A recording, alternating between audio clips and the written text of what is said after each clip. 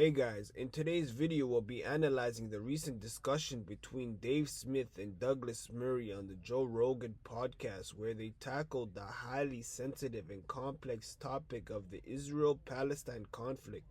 The long-anticipated exchange between two well-known and often polarizing commentators received mixed reactions online.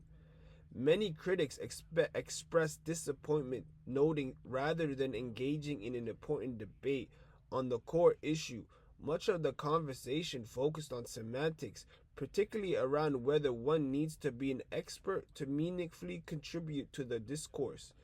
In my view, this is one of Dave Smith's weaker performances when it comes to debating the topic of Palestine. That said, I believe he still managed to hold his ground and arguably outperformed Douglas Murray in key moments. Let's dive into the first clip. If you enjoy this kind of analysis, don't forget to like the video and subscribe to the channel for more content like this. The bigger picture dynamics to all of this is that we have, at least since 9/11, been in a state of perpetual war. All of these wars have been disasters. There have been so many lies involved in selling all of them. The whole Iraq war, the whole war in Afghanistan, just lying the whole way through. It's just like lie after lie after lie with disastrous wars. And so this does create a fertile ground for people to say, I wonder if they were lying about all these wars. Sure. Again, I'm not really trying to argue about World War II. I'd rather argue about these wars today. I think the interesting question is whether you're busy watering it. Well, should you not talk about mistakes that were made overall? Absolutely. Okay, you should. Absolutely. Right. I'm all for going back and looking at mistakes. So what is your argument then? You say, I'm not a historian, but I'm going to spend my time talking about history. I'm not a journalist, but I'm going to spend my time talking about this thing. I'm not an expert on this, but I'm going to spend my time talking about this thing. It's a weird move, yeah? No. You don't think? No, I'm a free American. I can talk about what I like to. So what is the point here? I've noticed you can. But but we what's all the can. point? The point is, what are you pushing? What are you watering? What am Why? I pushing? Yes. Liberty, free markets, peace, prosperity, not getting in another stupid catastrophic war, which we're on the precipice of right now. And you keep referring to we being in wars. There's a very big difference between a country having a military that's engaged and a country being at war. This country has not been at war for 25 years. You have not been fighting for the American homeland for 25 years. Yes, we haven't. That's true. Right. We haven't had a war on our shores. We've been picking on third world countries halfway around the world. Well, you haven't been randomly picking on them. I mean, Afghanistan, you went... I didn't say it was random. Yeah, right, okay. We went for Afghanistan to find bin Laden and take revenge for 9/11 and stop an attack like that happening again on the American homeland. That is very different from a country being at war. Yeah, but that's a total mischaracterization of the war in Afghanistan. It's one thing to say that might be an accurate characterization of the Special Operations Mission in late 2001, but then we fought a 20-year regime change war against the Taliban. Because you got dragged into the quicksand of war. Oh, yes. Okay, fine. But fine. I thought it wasn't a war. Like, what? I don't get your argument. No, I said it was a war. It's your use of we, as if you're personally like suffering this war. Yeah, you're a yes, taxpayer. when I say we, we're taxpayers, implied, so okay. we pay for it. Okay, fine. So if I went back and corrected you on every time you've used the term we to refer to your government or something like that, like if I were to say, oh, we just imposed tariffs on China, would you point out that I didn't and it was the Trump administration? You take it obviously very personally, and that's your right to do so, of course. I'm just trying to make sure we're accurate here. What do you think I'm taking personally? Just that, the American wars. Sure, yeah, I think they've killed hundreds of thousands of people and cost my country $8 trillion and degraded my country very much. And there's a very good argument to make on that.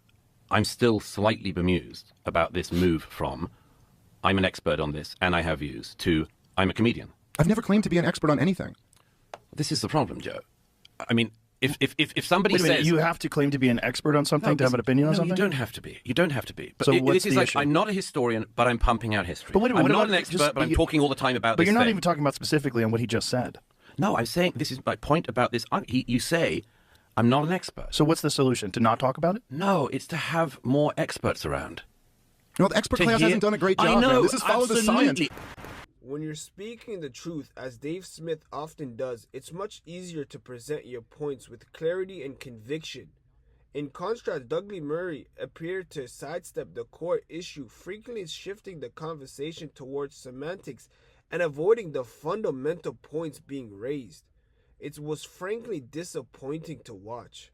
One of Murray's main arguments that individuals shouldn't speak on a topic unless they are experts is both unconvincing and problematic.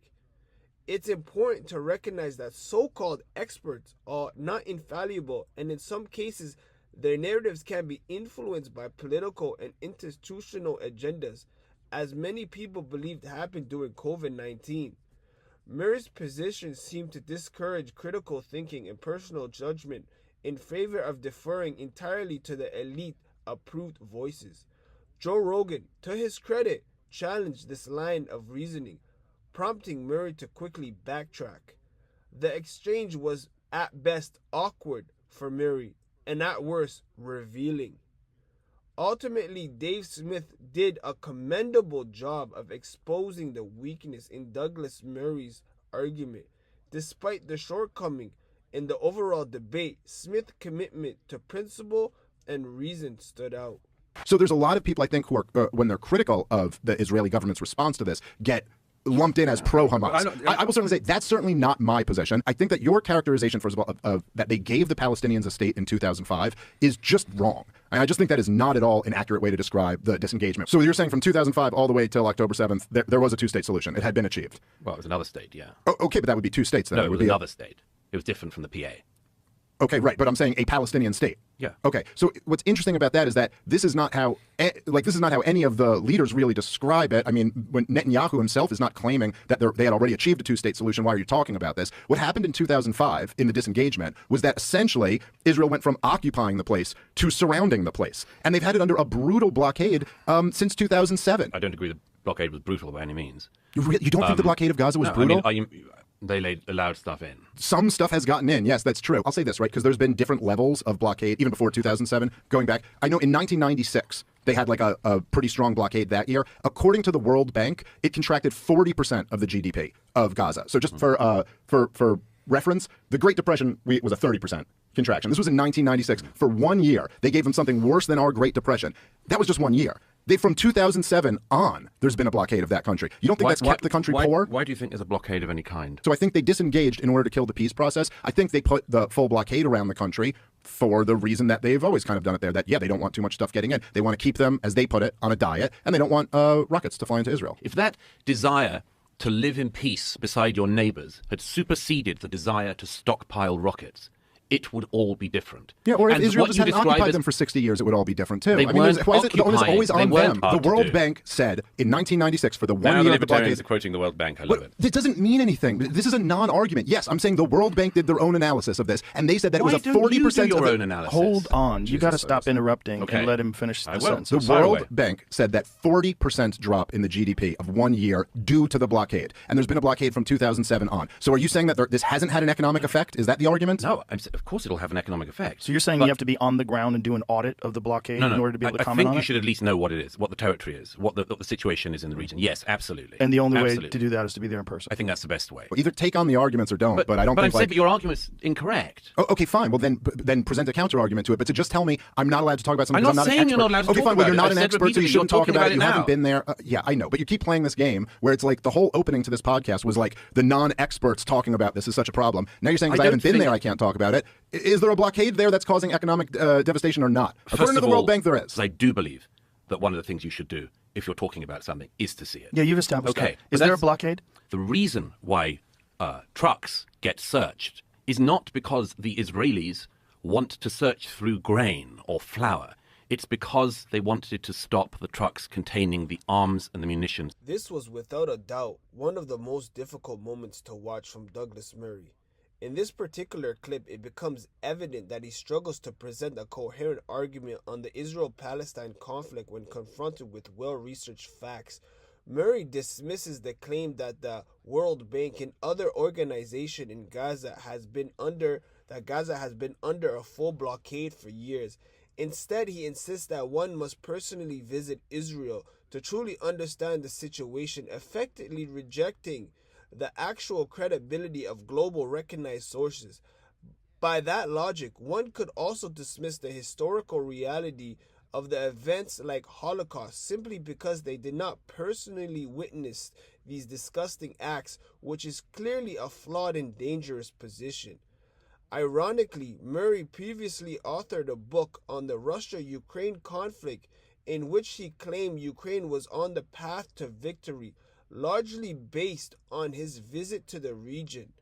In hindsight, that prediction has proven to be highly questionable, further highlighting the limitation of relying solely on personal experience over broader evidence. In exchange, Dave Smith presents a far more grounded, in fact-based perspective, ultimately dismantling Murray's argument with clarity and honesty. I do find it kind of hard to like lecture a group of people who are going through so much. Like the level of human suffering that's being inflicted on the people of Gaza right now cannot be overstated. And so, you know, to lecture them about how you're supposed to handle that exactly.